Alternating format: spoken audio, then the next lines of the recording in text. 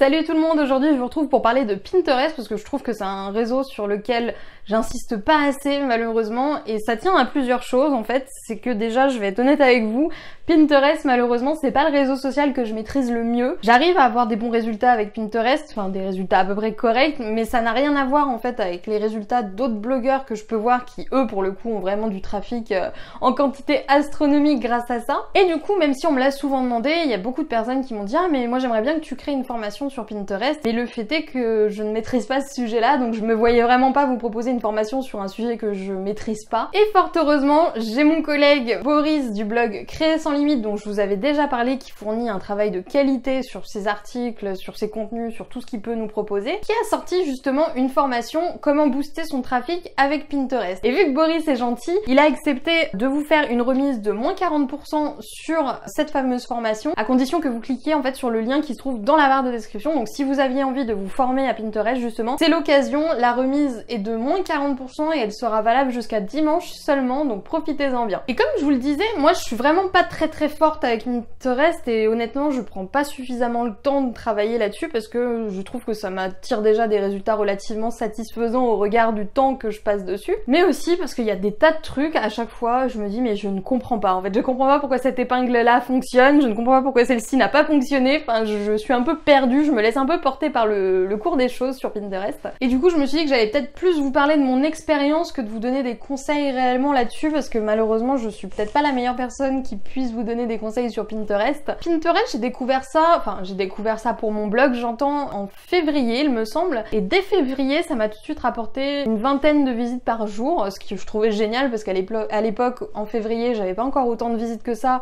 et 20 visites c'était beaucoup pour moi, donc j'étais vraiment super contente de voir que ça fonctionnait tout de suite. Petit à petit le chiffre a augmenté et là je tourne autour des 50-60 visiteurs par jour uniquement depuis Pinterest, en sachant, attention mesdames et messieurs, que je ne touche quasiment jamais à mon compte Pinterest, c'est-à-dire que moi je suis la reine de l'automatisation pour les trucs qui me gonflent un petit peu. Pinterest hélas en fait un petit peu partie, du coup j'ai entièrement automatisé mon compte avec Tailwind, vous retrouverez le lien vers l'outil dans la barre de description, vous avez un mois d'essai gratuit. Tailwind en fait l'intérêt c'est de pouvoir publier de manière automatique sur Pinterest, jusque là tout va bien. Et rien qu'avec Tailwind et une utilisation quasi nulle de Pinterest, j'ai réussi quand même à obtenir 50 à 60 visites par jour, sachant qu'il y a des jours où c'est monté à 100. Mais pour moi, comme je vous le disais, ces résultats-là sont loin d'être suffisants au regard de d'autres blogueurs, en tout cas de ce que d'autres blogueurs peuvent tirer de Pinterest, notamment Boris qui attire beaucoup plus de monde que moi à ce niveau-là. Comme quoi, vous voyez bien, hein, c'est pas parce qu'on maîtrise pas un outil, même un outil phare, que on peut pas vivre de son blog, hein, on n'est pas obligé de s'intéresser à tout, mais moi je pense vraiment que Pinterest c'est quelque chose de très fort parce que vous n'avez pas l'actualiser des masses, et même moi quand je parle avec des copines blogueuses, etc., il y en a beaucoup qui me disent que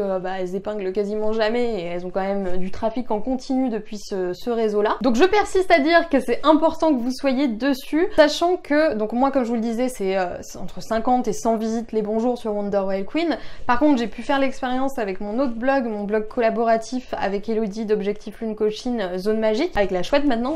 aussi, faut pas que j'oublie. Et sur ce blog-là, en fait, l'utilisation de Pinterest a été vraiment encore plus parlante, je trouve, que mon utilisation actuelle, c'est-à-dire qu'on n'utilise aucun outil pour automatiser les publications sur Zone Magique et on n'en a jamais vraiment utilisé. Mais il y a eu une journée notamment où on s'est retrouvé avec près de 1000 visites en un jour uniquement depuis Pinterest. Si ça vous intéresse, j'ai justement posté un article complet à ce sujet-là hier sur mon blog, donc vous pouvez le retrouver dans la barre de description, je vous montre les captures, etc. pour que vous puissiez vous faire une idée. Quand j'ai vu ce jour-là où il y avait près de 1000 visites qui provenaient depuis Pinterest, c'est là où en fait j'ai compris l'importance de ce réseau social là. Alors bien sûr, il y a plein de défauts à Pinterest, on va pas se mentir, c'est pas forcément une audience méga qualifiée, c'est-à-dire que vous allez pas attirer des lecteurs qui vont être à fond sur votre blog quoi. Généralement c'est ce que j'appelle des consommateurs de contenu un peu fast-food, c'est-à-dire qu'ils vont lire votre article et paf, ils passent au suivant et ils oublient complètement votre existence 10 secondes après. Donc c'est vrai que c'est peut-être pas le meilleur des trafics, mais ça attire du trafic, et parmi ces gens-là, parmi tout le trafic en masse que peut vous apporter Pinterest, il y a forcément des gens intéressés, il y a forcément forcément des gens qui vont quand même vous suivre. Donc pour moi, c'est quand même important d'y être. Et là où c'est encore plus génial, en tout cas moi, c'est là où je retrouve le côté le plus intéressant de Pinterest, c'est que Pinterest va apporter du trafic sur des vieux articles, en fait, des articles que j'ai publiés il y a des mois de ça et qui sont peut-être plus forcément sur le devant de la scène. Pourquoi? Parce que justement, j'ai programmé mes épingles avec Tailwind et que du coup, à chaque fois qu'un ancien article est partagé sur Pinterest, il y a de nouvelles personnes qui le découvrent, il y a de nouvelles personnes qui viennent le lire et mes anciens articles ne sont pas, on va dire, lâchés à l'abandon. Il y a toujours des gens qui les consultent et qui me découvrent grâce à ces contenus. Donc je pense vraiment que Pinterest, c'est un très très bon moyen d'avoir du trafic à moyen terme. À voir sur le long terme, je préfère pas me prononcer pour l'instant, mais à moyen terme, c'est quand même très très très intéressant. On peut avoir des résultats relativement rapidement et comme je vous l'ai dit, moi je suis pas forcément le meilleur des exemples parce que j'ai pas énormément de vues depuis Pinterest, mais j'ai pu le voir avec pas mal de personnes et je vous assure que les résultats sont vraiment effarants parfois. Et même si j'ai jamais eu vraiment les mêmes résultats que les autres et que j'étais là en train de regarder les autres en me disant putain, moi aussi je le veux, ce trafic, pourquoi les gens ils viennent pas cliquer sur mes épingles? Aujourd'hui, je me passerai pas de Pinterest, déjà parce que comme je vous le disais, ça m'apporte quand même une 50aine de visites par jour, ce qui n'est pas négligeable, mais surtout, et ça c'est je pense quelque chose qui va un peu dans tous les réseaux sociaux mais qui est quand même très très intéressant à comprendre et à intégrer dans sa stratégie d'acquisition de trafic, c'est que l'épingle vous allez la poster sur Pinterest et elle va avoir une durée de vie de plusieurs mois en fait, là où vous allez poster un article sur Facebook et où l'article ne sera visible que quelques jours. Au niveau des réseaux sociaux, je suis vraiment de plus en plus dans le délire 80-20, vous savez, prendre un maximum des actions qui apportent vraiment des résultats et laisser de côté tout ce qui est de l'ordre du détail. Et je trouve que Pinterest s'intègre parfaitement pour les gens qui aiment bien raisonner comme ça, qui aiment bien les trucs qui prennent pas beaucoup de temps, les choses optimisées, les choses qui apportent beaucoup de résultats sans qu'on investisse non plus toute notre vie entière dedans. Et si jamais vous ne voulez pas vous former ou si jamais vous n'avez pas envie de vous prendre la tête, vous voulez juste éventuellement un petit peu tester comment ça se passe et éventuellement si vous connaissez déjà Pinterest, parce que c'est vrai que c'est un réseau un petit peu particulier, c'est pas forcément le mode de partage on va dire est pas habituel par rapport à d'autres réseaux. Si vous connaissez déjà Pinterest, vous pouvez vous contenter de créer un tableau pour partager tous vos articles dedans, créer un visuel pour chacun de vos articles et partager chacun de ces visuels dans le tableau Pinterest dédié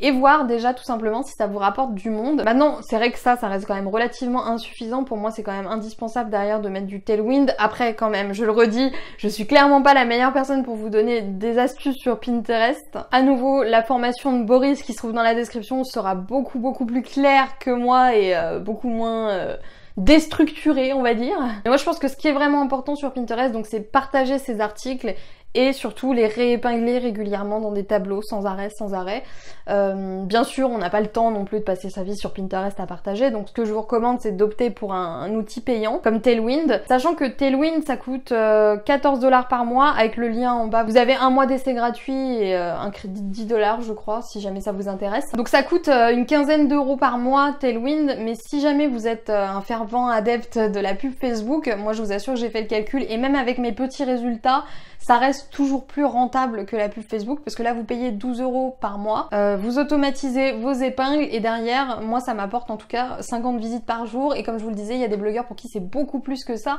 donc je pense que même si ça demande un petit investissement parce que 12€, 12-15€ ça reste quand même acceptable, je pense que c'est un investissement intelligent en particulier si vous n'êtes pas réfractaire à l'idée d'investir un petit peu pour vous faire connaître, d'investir un petit peu pour attirer du trafic vers vous. En tout cas c'est pas quelque chose de cher quand on voit que la pub Facebook pour 10€ vous avez le droit à 20 clics quoi. Ça reste toujours plus intéressant de prendre Tailwind et de vous baser sur Pinterest. Donc voilà, je voulais juste débriefer un petit peu sur ce que je pensais de Pinterest, sur mon expérience avec, donc j'espère que ça va vous servir, j'espère que ça vous a donné envie en tout cas d'essayer ce réseau là parce que je vous assure vraiment que ça attire un trafic assez effroyable au début quand on débute et qu'on cherche justement à toucher un maximum de monde. Si vous n'êtes pas dessus encore, il va falloir vraiment vous y intéresser, donc n'hésitez pas à lire l'article qui se trouve dans la barre de description. Comme je vous le disais, j'explique un petit peu pourquoi il faut utiliser Pinterest, comment ça fonctionne, etc. Et si vous voulez aller beaucoup plus loin par contre dans l'utilisation de Pinterest dans votre business et développer votre compte le plus rapidement possible en faisant le moins d'erreurs possible, à nouveau je vous redirige vers le copain Boris qui a une formation formidable à ce sujet. Vraiment il a fait un travail de dingue. Dès que je l'ai vu je me suis dit waouh mais il est génial, elle est géniale sa formation. Bon de toute façon j'ai toujours été fan fan du travail de Boris. En tout cas, moi j'ai jeté un coup d'œil à tout ce qu'il proposait et franchement c'est du lourd. Donc n'hésitez pas à aller voir ça et à apprendre davantage à ce sujet-là. Je pense vraiment que la formation de Boris elle est parfaite pour quelqu'un qui débute, qui sait vraiment pas comment fonctionne Pinterest, parce que il va vraiment dans le fond du problème dès le départ. Il vous explique voilà comment on peut trouver vos articles sur Pinterest, comment créer des épingles, comment passer votre compte en pro, etc. qui sont quand même des choses un petit peu techniques à faire sur un réseau aussi complexe que Pinterest. Donc je pense vraiment que ce serait un bon investissement, si on peut dire ça comme ça, de lui faire confiance, de vous former en tout cas sur Pinterest, que ce soit avec Boris ou avec quelqu'un d'autre, mais en tout cas de vous former sur Pinterest, parce que moi je pense que